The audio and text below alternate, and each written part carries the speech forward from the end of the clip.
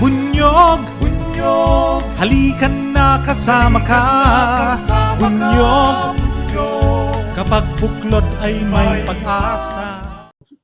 Firmly in place yung loyalty ng AFP para kay President Marcos. Pero nakita natin kasi nung 2001, yung EDSA 2, how quickly these things can unravel. Pag nagkaroon ng isang political crisis, at pag i-agitate nila yung tao, i-agitate nila yung AFP, kita nyo yung nangyari, yung kay President Erap. Napaka-popular niya sa sundalo nung mga panahon na yon, pero nung nagkaroon ng political crisis na gano'n, ang bilis. Sabi ko, House of Cards, no? Gumuho na gano'n. Kaya hindi pwede magkumpiyansa itong Marcos administration kasi historically, nangyayari yung mga gano'n. Senador, maraming moving pieces dito sa ating sitwasyon ngayon. No? Merong PDEA leaks investigation sa Senado, merong mga taong pumilo sa Central Bank na gusto raw kumulekta ng 1 million pesos sa Taliano Gold. Ito po ba lahat coordinated? Yun po yung ating nakakalap na impormasyon, part ito ng communications plan. No? Yung communication plan kasi, ito yung mag-agitate, ito yung narrative na ilalatag nila. Bakit ba aaklas yung tao at bakit ba aaklas yung sandatahang lakas? So, kumbaga, yan yung mga ginagamit. Meron din dyan early on, di ba, yung presyo ng sibuyas, yung presyo ng bigas, yun na namamanipulate yung presyo, lalo na yung sa sibuyas noon. Mga Davao Group yung mga nag-control noon, yung cartel na nag-control ng presyo na yun. So, mga ganon na agitation. Pero ito ngayon yung latest, kasi nag-fizzle out yung January, ang ginagamit nila yung pulburon video daw, no? May pulburon video daw. At yun, maraming nakuhang mga retired doon na AFP, no? Doon sa pulburon video na yun, maraming na-agitate, may mga nag-withdraw na support. Pero kinalaunan wala pala, no? Kaya ngayon nag-step back sila, bumalik sila doon sa ito ngayong PDEA leaks na to para merong kunyaring credence yung mga sinasabi ni Duterte dati, may nakita daw siya sa listahan. So gumawa sila ng mga bagong script, no? Kaya ayun. And yan, no? It will mako-confirm yan, mababalidate yan yung mismong actuation ni Bato de la Rosa. Kasi bakit mo nila binigyan ng forum yung ganyang walang kakwenta-kwentang impormasyon, di ba? Hindi niya ito vinalidate. Walang kumbaga staff work na ginawa bago hinaharap sa publiko. So, kung ganyan, alam mo may timeline sila, no? Meron silang script dun sa comms plan nila kung kailan nila ilalabas. Kaya sa nagmoto proprio, sinortat niya yung proseso nung pagkakita ng committee. Kasi sabi din si Senator Bato, di ba? Sa ICC. Oo. Meron din siya personal rin siya, interest dito sa pag-conduct ng hearing na ito at eventually kung makakabalik sa poder itong sila Duterte, makikinabang siya. Kaya yun highly suspicious yung paggalaw. Tsaka ngayon, nakatatlong hearing ka na pilit na wala namang bago Wala namang, alam mo yun, yung smoking gun. Ika nga, no? Nilabas na si Maricel Soriano, wala naman. Nilabas yung mga dating PDEA chief, wala naman. Tsaka mismo si Morales, tinatanong siya kung sino yung informante niya. Kahit sabihin mong hindi niya masabi dahil baka makakompromiso, pwede niya sabihin niya sa executive session. Pero yung sasabihin niya, nakalimutan niya, malaking... Oo. Parang si Alice Go. Oo. Parang si Mayor Go. Si Alice Go. Kumbaga, yung script hindi buo eh. Oo. Yan. Lutong Macau. Ayan, oo. House show, ika nga, di ba? Kaya ba, Senator, kung mangyayari yung panawagan nila, kasi parang sabihin na natin na parang walang delikadesa, yung mismo kapatid ng Vice Presidente na nagsasabi na bumaba na ang Presidente, alam naman natin sino susunod kung sakaling bumaba na ang Presidente. So, nakikita rin natin na parang makikita, hindi lang yung pagiging nasa pwesto ng kapatid niya ang pinag-uusapan dito eh. Parang babalik at babalik din na hindi talaga mag-cooperate ang Pilipinas sa ICC investigation kung sakaling matuloy itong at pag-succeed itong destabilization plan. For sure, no? Talagang wala na. And palagi ko, yung ICC would be the least of our problems kung sakaling makabalik sa poder itong mga Duterte. I don't think magkakademokrasya pa tayo. Kasi iba na, gigil na gigil sila. This is the first time in their lives na they're not in control of the situation. Kasi nasa poder sila palagi, no?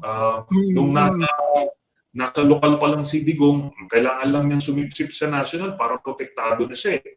Nile-leverage nila yung botante sa Davao para ligawan sila ng mga national officials.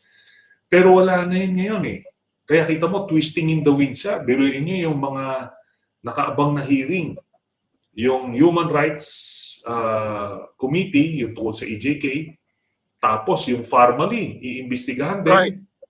Yung illegal na droga na involved si Michael Yang na partner ni Duterte, imbestigahan na rin. Right. Tapos itong may isa pang ikakandak na hearing eh. Gentleman's agreement, sir. Yung gentleman's agreement yung sa West Philippine Sea. So, sabay-sabay, no? Oo. Ito, hindi ito parang sasabihin mo harassment lang na gawa-gawa lang. Kagaya nitong ginagawa ni Bato, no? O kagaya ng ginawa kay Senator De Lima. Ito hindi. Right. Mga actual crimes. Di ba? Against the people, against the state. Itong mga ginawa na ito, na ngayon lang iimbestigahan kasi yun na nga, ngayon nagkakalakas ng loob yung Marcos administration na imbestigahan itong mga ito. Senator, meron yung Magdalo gumagawa ng survey, no? Base sa survey niyo ba si dating Pangulong Duterte popular pa rin? Yung last na survey namin is February. Magkakandak ulit kami, in fact next week, no? This coming week, magkakandak kami ng survey. Makikita namin yung 3-week span. Ay 3-month interval, no? Kasi kailangan makita yon. At importante yon kasi nagsimula yung formal public split ng Marcos camp at Duterte camp nung late January lang.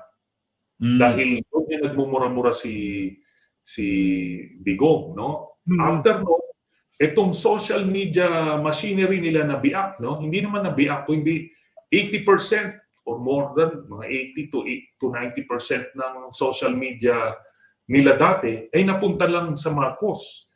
Yung 10 to 15, sabihin mo na, yun na lang naiwan sa Duterte. Kaya everyday, inaano siya,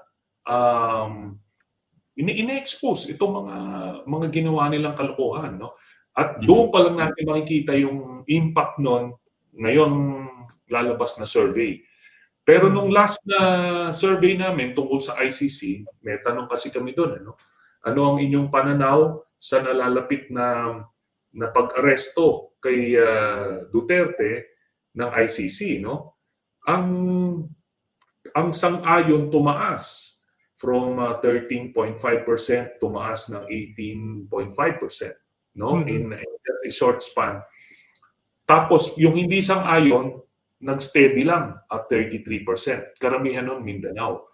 Tapos yung 50 or yung 40 plus or 50 plus percent walang opinion.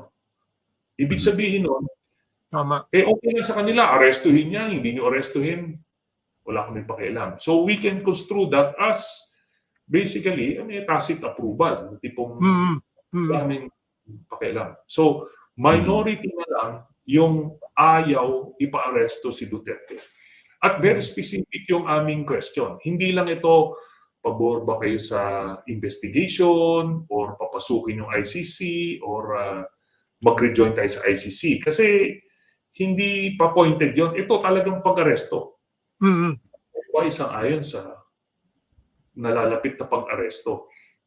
So doon natin makikita ngayon, itong next na survey namin, makikita namin lalo yan kung ano na ang resulta niyan. And it's very significant also to point out doon sa aming survey na karamihan ng kanyang support base sa Mindanao na lang talaga.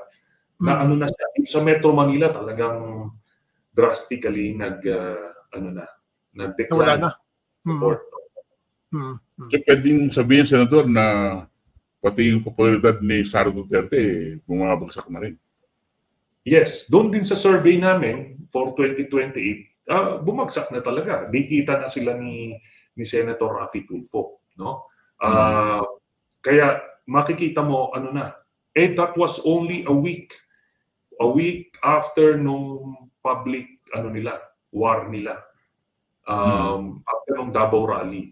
Ngayon na talagang bugbugan ngayon sa social media.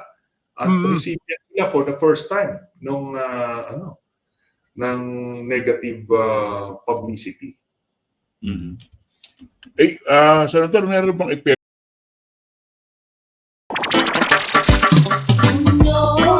May kulanong salita na ang ibig sabihin dito ay ang pagkakaisa. Bunyog Party List. Halika na, Bunyog Party List ka na. Halika na, Bunyog Party List ka na. Sa susunod, ang atinang suportahan, Bunyog Party List, nagtataguyod ng katotohanan, lumalaban para sa bayan.